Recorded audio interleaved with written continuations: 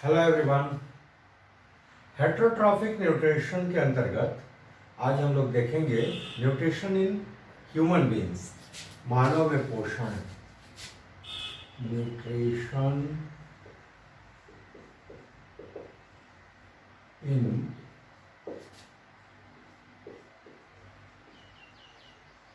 Human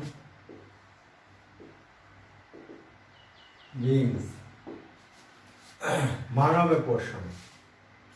मानव में या दूसरे एनिमल्स में भी जहाँ पर खाना पूरा का पूरा ऑर्गेनिज्म निगल लेता है शरीर के अंदर और शरीर के अंदर इसका पाचन होता है, इस तरह के न्यूट्रिशन को कहते हैं हॉलोजोइक।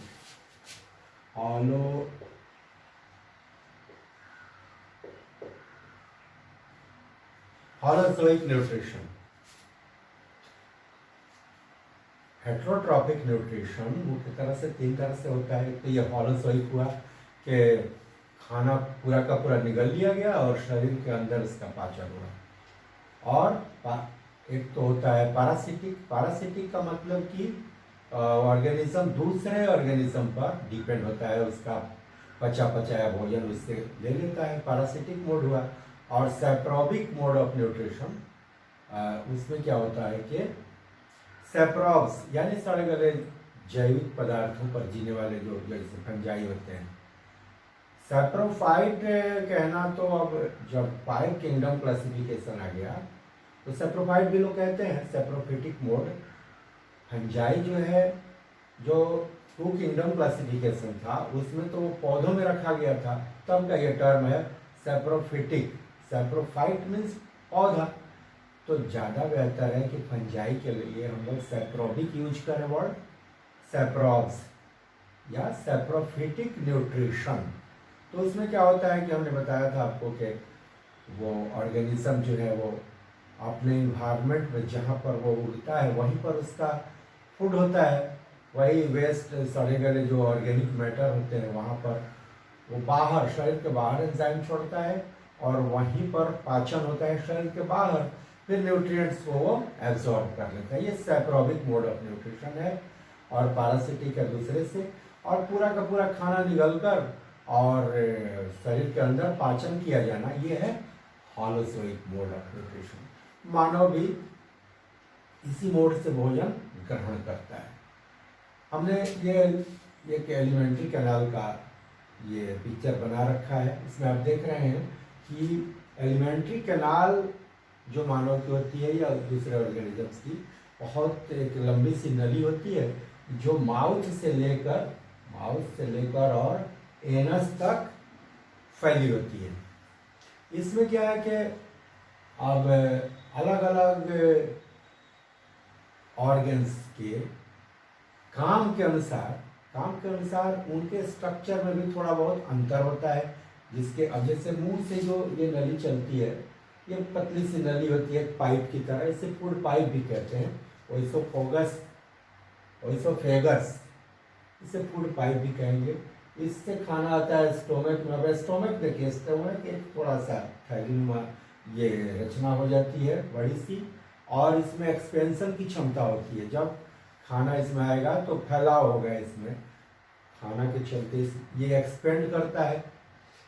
उसके बाद फिर यहाँ से पतली नली में ये जुड़ा होता है। ये पतली नली हो जाती है स्टोमक के बाद, जिसको स्मॉल इंटेस्टाइन कहते हैं। ये स्मॉल इंटेस्टाइन है। स्मॉल इंटेस्टाइन सबसे लंबा पार्ट है और चूंकि ये पतली नली होती है इसलिए इसको स्मॉल इंटेस्टाइन कहते हैं। और फिर देखिए स्मॉल इंटेस्टाइन यहाँ से आकर ये बड़ी हो गई है जो ऊपर जा रही है। तो स्टोमक के बाद स्मॉल इंटेस्टाइन, ये लंबी नली होती है लेकिन कॉम्पैक्ट है। ये क्वाइलिंग के द्वारा, क्वाइलिंग इसमें बहुत अधिक होती है और कम स्पेस में ही ये रह जाती है यहाँ पर। फिर ये मोटी हो जाती है, मोटी होकर ऊपर उठती है और फिर ये दाहिने जाती है, फिर नीचे आती है, एनस में खुलती है। इसको कहते हैं लार्ज इंटेस्टाइन। तो ये पार्ट्स होते हैं। फिर आप देख रहे हैं यहाँ पर कुछ ऑर्गन्स हैं जो जिनके बिना डाइजेशन हो ही नहीं सकता मानव का। प्रमुख अंग है, ये लीवर है, आप देख रहे हैं ये लीवर, लीवर है, लीवर पर ये गाल ब्लडर है, गाल ब्लडर से और लीवर से एक नली निकल के और स्मॉल इंटेस्टाइन के पास जुड़ती है। ये पत्ती जैसी जो संरचना है यही पैंक्रियास है। तो पैंक्रियास और लीवर, गाल ब्लडर जो लीवर के पास होता है, पित्ताशय जिसको आप कहते हो, हिंदी में पित्ताशय भी कहते हैं, यह महत्वपूर्ण अंग है पाचन में। ठीक है, बस इतनी सी बात है। अब माउथ से खाना ग्रहण किया जाता है, फूड, और मुंह में ही उसको चबाया जाता है, मुंह में चबाया जाता है। चबाने से मतलब ये है कि पहले तो डिफरेंट कॉम्प्लेक्स कंपाउंड्स जो होते हैं वो बड़े बड़े होते हैं टुकड़े उनके, तो उनको छोटा करना जरूरी होता है, एक रूपता उनमें हो। और उसके बाद है कि वो मुलायम होना चाहिए, सॉफ्ट, क्योंकि जो ये आहार नली की दीवार होती है वो बहुत ही सॉफ्ट होती है, नम होती है। तो फूड पार्टिकल को उससे होकर गुजरना है तो उसको भी वेट होना चाहिए, वेटेड मतलब कि नम होना चाहिए। तो यहाँ पर क्या होता है कि मुंह में लार ग्रंथियाँ होती हैं, सैलिवरी ग्लैंड्स। सैलिवरी ग्लैंड, जब हम खाना देखते हैं या खाने की कोशिश करते हैं तो पानी निकलने लगता है मुंह से। ये पानी जो है वो सिंपल वाटर नहीं है, बल्कि ये सैलिवा है। सैलिवा है, इसमें एंजाइम्स भी होते हैं। जब मुंह में दांतों से हम खाने को चबाते हैं और तो क्या होता है कि कण छोटे छोटे हो जाते हैं, जो हमारे भोजन के, जो रोटी हो, चावल हो, जो भी खाना हो हमने खाया है, उसको चबाने के बाद क्या होता है, छोटे छोटे हो जाते हैं। और यहाँ पर जो सैलिवा जो निकलता है उसमें एक एंजाइम होता है सैलिवरी एमाइलेज। सैलिवरी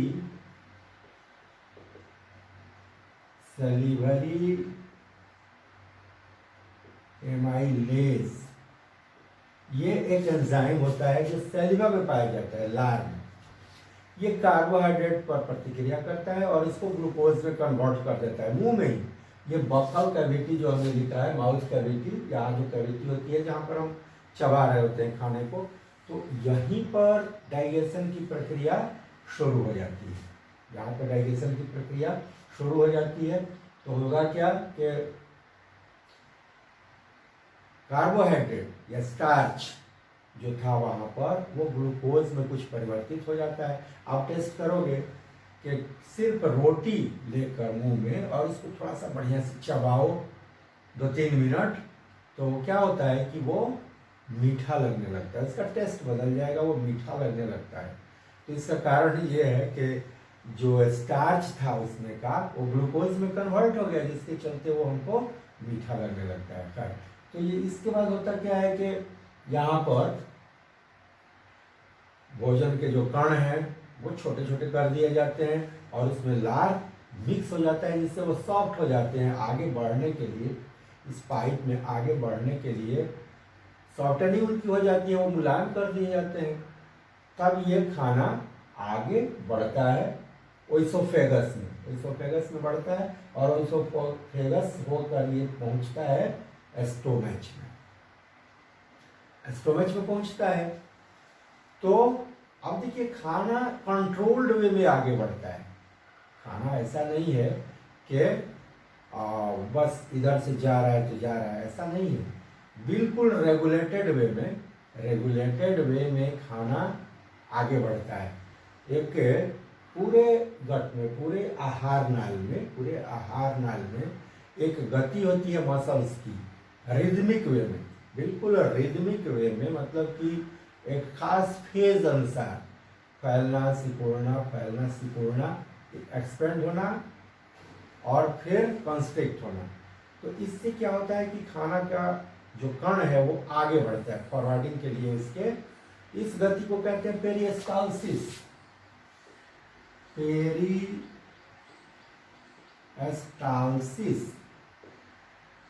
पेरिस्टाल्सिस का मतलब हुआ कि क्रम से फेज वाइज फैलना सिकुड़ना, ताकि भोजन के कण को आगे बढ़ाया जा सके। और इसलिए इस गति को कहते हैं पेरिस्टाल्टिक मूवमेंट। पेरिस्टाल्टिक मूवमेंट के द्वारा ये खाना आगे बढ़ता है। ठीक है, तो यहाँ पर फूड पाइप से, ओइसोफेगस जिसको हम फूड पाइप भी कहते हैं, फूड पाइप से ये खाना पहुँचेगा स्टोमक में। स्टोमक जो होता है वो एक्सपेंड करता है। खाना पहुंचने के बाद वो, उसकी दीवार ऐसी लचीली होती है कि वो एक्सपेंड कर सकता है। ठीक है, एक्सपेंड करता है फूड पाइप के द्वारा, ओइसोफेगस के द्वारा खाना स्टोमक में पहुंचेगा।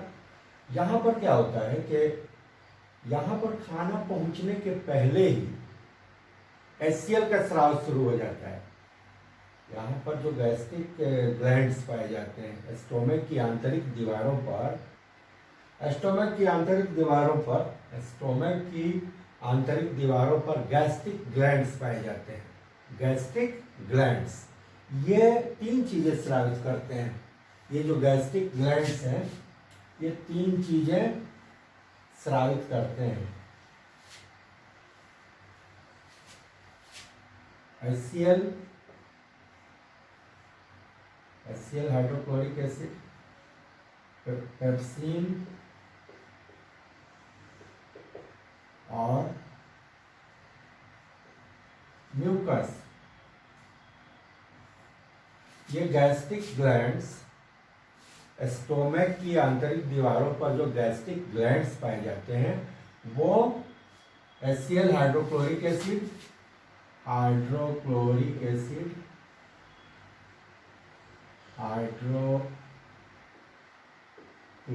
एसिड पेप्सिन नामक एक एंजाइम और म्यूकस स्रावित करते हैं। तो खाना जब फूड पाइप से स्टोमक में पहुंचता है उसके पहले ही HCl का स्राव शुरू हो जाता है। ऐसी व्यवस्था दी है, प्रकृति ने ऐसी व्यवस्था दी है कि हम खाना देखते हैं या सोचते भी हैं, खाने के बारे में सोचते हैं तो इस तरह का सिग्नल हमारे मस्तिष्क से आता है और HCl का कुछ स्राव शुरू हो जाता है। उसके बाद जब खाना पहुंचता है इसमें तो HCl, पेप्सिन जो कि एक प्रोटीन डाइजेस्टिव एंजाइम है और म्यूकस का स्राव गैस्ट्रिक ग्लैंड्स करते हैं। फिर क्या होता है कि HCl जो है, HCl इसलिए आवश्यक है कि पेप्सिन की एक्टिविटी के लिए एसिडिक मीडियम चाहिए, अम्लीय माध्यम की आवश्यकता होती है। तो यह HCl एक अम्लीय माध्यम उपलब्ध कराता है स्टोमक में ताकि पेप्सिन की क्रिया अच्छी तरह से हो सके। दूसरी बात HCl ये करता है, HCl कुछ हार्मफुल बैक्टीरिया जो हमारे खाने के साथ होते हैं उनको ये मारता भी है, तो इसलिए HCl बहुत इंपॉर्टेंट है। और म्यूकस जो दीवारें हैं इसकी वो इस एसिड से प्रभावित ना हो जाएं, अफेक्टेड ना हो जाएं, इसलिए म्यूकस जरूरी होता है ताकि स्टोमक की जो आंतरिक दीवारें हैं उसको एसिड के प्रभाव से बचाया जा सके। तो ये 3 चीजें स्रावित होती हैं स्टोमक के द्वारा, HCl, पेप्सिन और म्यूकस। ठीक है, और यहाँ पर प्रोटीन का पाचन शुरू हो जाता है। पेप्सिन जो है वो प्रोटीन डाइजेस्टिव एंजाइम है, प्रोटीन पर क्रिया करता है और इसको पचाने का काम करता है। यहाँ पर भोजन का कुछ पाचन होता है और फिर स्टोमक से ये भोजन कंट्रोल्ड वे में ये जाता है स्मॉल इंटेस्टाइन में। यहाँ पर स्फिंक्टर होते हैं, स्फिंक्टर्स।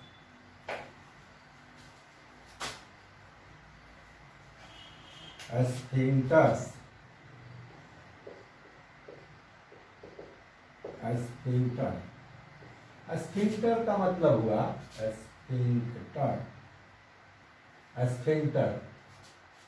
स्फिंक्टर का मतलब हुआ रुकावट, अवरोध। मतलब कि खाना रैंडमली आगे नहीं बढ़ता है। स्फिंक्टर के मतलब कि कंट्रोल्ड वे में वो आगे बढ़ते हैं। ठीक है, स्फिंक्टर रोक देता है या उसको जाने देता है, थोड़ा थोड़ा खाना करके यहाँ से स्टोमक से आगे स्मॉल इंटेस्टाइन में पहुंचता है, तो बिल्कुल नियंत्रित वे में स्फिंक्टर के माध्यम से। उसके बाद क्या होता है कि यहाँ आप देख रहे हैं कि एक लीवर, सबसे बड़ी ग्रंथि मानव शरीर की एक सबसे बड़ा जो ग्लैंड है वो लीवर यहाँ होता है। ठीक है, लीवर से सटा हुआ गाल ब्लाडर एक छोटा सा ऑर्गन है जो कि बाइल जूस सेक्रेट करता है, पित्त जिसको कहते हैं हम लोग हिंदी में पित्त भी कहते हैं, ये सेक्रेट करता है। ये देखिए, ये नली जो निकली हुई है ये स्मॉल इंटेस्टाइन में खुलती है, यहाँ पर स्मॉल इंटेस्टाइन में खुलती है। और ये जो पत्ती नुमा का स्ट्रक्चर है ये पैंक्रियास है, ये पैंक्रियास से भी नली निकल के खुलती है यहाँ पर स्मॉल इंटेस्टाइन में। तो पैंक्रियास का स्राव सेक्रेशन, उसका पैंक्रियाटिक जूस, और इधर से गाल ब्लाडर और लीवर का सेक्रेशन पहुंचता है कहाँ पर, स्मॉल इंटेस्टाइन में।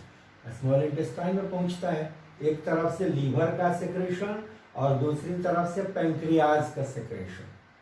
लीवर में जो बाइल जूस होता है, लीवर द्वारा सेक्रेटेड जो बाइल जूस है, ठीक है।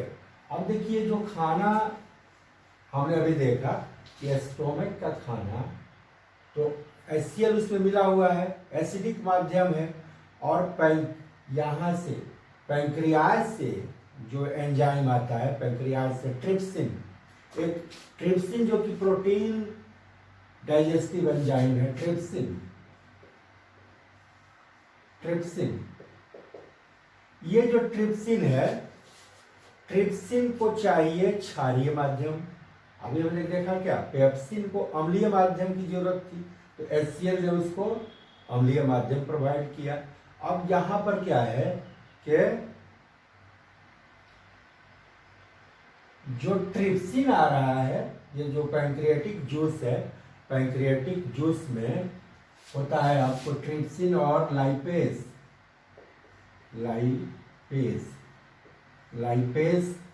फैट के पाचन के लिए, और ट्रिप्सिन प्रोटीन के पाचन के लिए, ये एंजाइम होते हैं।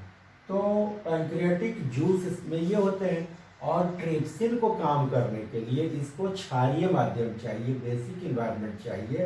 तो ये माध्यम प्रोवाइड करता है ये बाइल जूस जो आता है वहाँ से, कहाँ से, लीवर से, गाल ब्लाडर और लीवर की नलियाँ मिलकर बाइल जूस जो यहाँ पर लाती है यहाँ पर।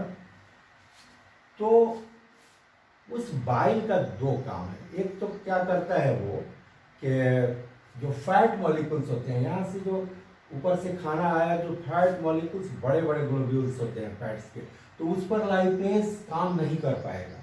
ठीक है, तो इसलिए बाइल का काम है कि फैट मॉलिक्यूल्स का इमल्सिफिकेशन करना। इमल्सिफिकेशन का मतलब है कि उसको छोटे छोटे टुकड़ों में कर देना। जो बड़े मॉलिक्यूल्स, बड़े बड़े कण हैं, पार्टिकल्स हैं, उन पार्टिकल्स को छोटे छोटे पार्टिकल्स में तोड़ देना, इसको कहते हैं इमल्सिफिकेशन। और इस इमल्सिफाइड फैट पर लाइपेज काम करेगा। तो एक तो ये काम हुआ कि वो फैट का इमल्सिफिकेशन करेगा, इमल्सिफिकेशन ऑफ फैट, इमल्सिफिकेशन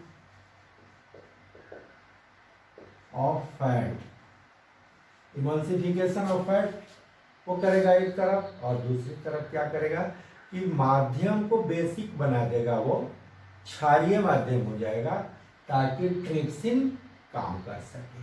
तो ये सब कहाँ होगा, स्मॉल इंटेस्टाइन में। ठीक है, ये सब क्रिया कहाँ होती है, स्मॉल इंटेस्टाइन में। ठीक है, अब चलिए, तो ये पाचन यहाँ पर, पाचन का मैक्सिमम काम यहाँ पर होता है स्मॉल इंटेस्टाइन में। स्मॉल इंटेस्टाइन में भी ग्लैंड्स पाई जाती है, बहुत सारी ग्लैंड्स पाई जाती है, जो कि फाइनली प्रोटीन का पाचन यहाँ पर हो जाता है। तो फाइनली जब पाचन होगा तो क्या होगा कि प्रोटीन जो है वो टूटेगा अमीनो एसिड्स में। अमीनो एसिड्स में हम लोग फिर देखेंगे इसको कि अमीनो एसिड्स क्या है। वो प्रोटीन की संरचनात्मक इकाई है। बहुत सारे अमीनो एसिड्स के मिलने से प्रोटीन बने होते हैं। तो ये प्रोटीन जो है वो अमीनो एसिड्स में टूट जाएंगे और कार्बोहाइड्रेट जो होगा, कार्बोहाइड्रेट टूट जाएगा ग्लूकोज में। कार्बोहाइड्रेट ग्लूकोज में, और फैट जो होगा, फैट ये टूट जाएगा fatty acid plus glycerol. Fatty acid और ग्लिसरॉल में टूट जाएगा फैट, कार्बोहाइड्रेट ग्लूकोज में, और प्रोटीन टूट जाएगा अमीनो एसिड्स में। अब इस फॉर्म में स्मॉल इंटेस्टाइन में ये अब्सॉर्ब कर लिए जाएंगे। स्मॉल इंटेस्टाइन जो है, स्मॉल इंटेस्टाइन की जो आंतरिक दीवार होती है उस पर उभार बहुत सारे होते हैं। वो बहुत सारे उभार होते हैं जिसको हम कहते हैं विलाई। विली का काम है कि वो एरिया, एब्जॉर्प्शन एरिया को बढ़ा देता है। अंदर की तरफ बहुत सारे उभार निकले होते हैं स्मॉल इंटेस्टाइन में, और वहाँ पर ब्लड सप्लाई काफ़ी मात्रा में, ब्लड के सब ये वेन्स होते हैं। ठीक है, तो होता क्या है कि जो भी डाइजेस्टेड ये amino acids, glucose, fatty acid, glycerol जो भी है यहाँ पर एब्जॉर्ब होने में ये सरफेस अधिक देता है। विलाई के माध्यम से क्या होता है कि अधिक सरफेस इसको मिलता है एब्जॉर्प्शन के लिए। तो ये एब्जॉर्ब कर लिया जाता है स्मॉल इंटेस्टाइन में। स्मॉल इंटेस्टाइन में एब्जॉर्ब कर लिया जाएगा और वहाँ से ये ब्लड सर्कुलेशन के द्वारा कहाँ पहुँच जाएंगे, प्रत्येक कोशिका में, पूरे बॉडी के प्रत्येक कोशिका में फूड पार्टिकल पहुंचा दिए जाते हैं। ये हो गया। उसके बाद एब्जॉर्प्शन के बाद ये खाना फिर यहाँ पर जाएगा लार्ज इंटेस्टाइन में। इसको कहते हैं ये लार्ज इंटेस्टाइन देख रहे हैं आप, ये स्मॉल इंटेस्टाइन, ये इसके 3 पार्ट स्पष्ट दिख रहे हैं। ये सबसे पहले दाहिने तरफ ऊपर उठती है असेंडिंग, फिर पैरेलल जाती है, फिर नीचे आती है, और फिर यहाँ पर रेक्टम होगा। रेक्टम यहाँ रेक्टम में इकट्ठा रहता है, रेक्टम में, और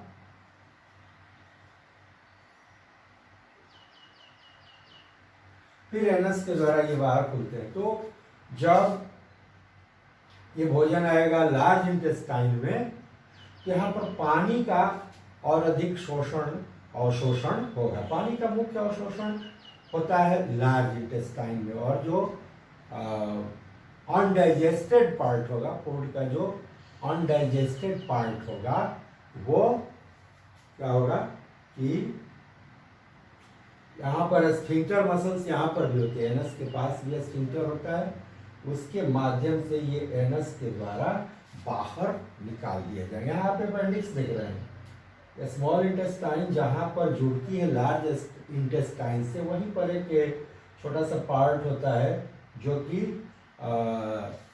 उसका काम कुछ नहीं है। ह्यूमन बीइंग्स में उसका कोई काम नहीं है।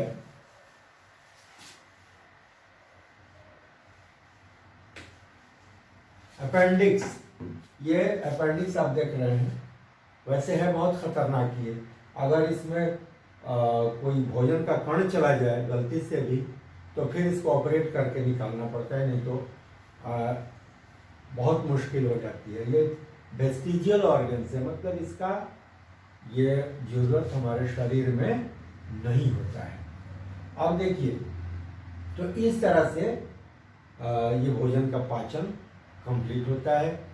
फिर ये जो स्ट्रक्चर हम देख रहे हैं, एलिमेंट्री कैनाल जो है, इसकी लंबाई विभिन्न जीवों में अलग अलग होती है और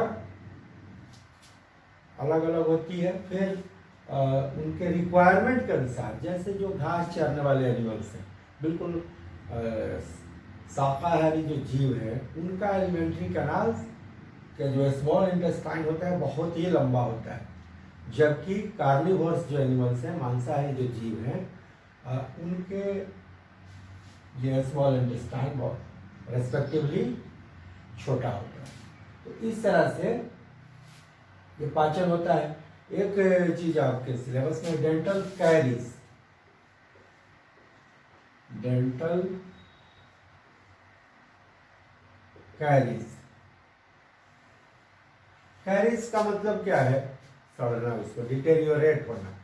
दांत जो होती है, दांत, तो आपने देखा होगा, एक तो कैविटीज बन जाती हैं या आधा गल के निकल जाता है, ऐसे ऐसे प्रॉब्लम्स होते हैं, इसको कहते हैं डेंटल कैरीज। ये होता कैसे है कि जब हम खाना खाते हैं तो भोजन के कण दांत में फंसे रह जाते हैं, वहाँ पर बैक्टीरिया एक्टिविटी करके ग्लूकोज पर, कार्बोहाइड्रेट पर एक्टिविटी करके एसिड बना देता है, और ये जो एसिड है वो इनामेल की परत जो होती है, दांत में हमारे दो तरह के पदार्थ पाए जाते हैं, एक तो डेंटिन,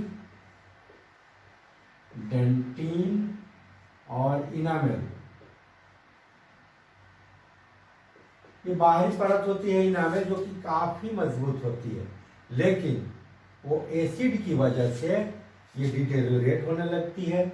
और फिर क्या होता है कि अगर ब्रश नहीं किया जाए बढ़िया से, तो बैक्टीरिया और फूड कण मिल के दांतों पर एक प्लेक बना देते हैं। और प्लेक बना देने का मतलब है कि सैलिवा वहाँ तक पहुँचती नहीं है पचाने के लिए।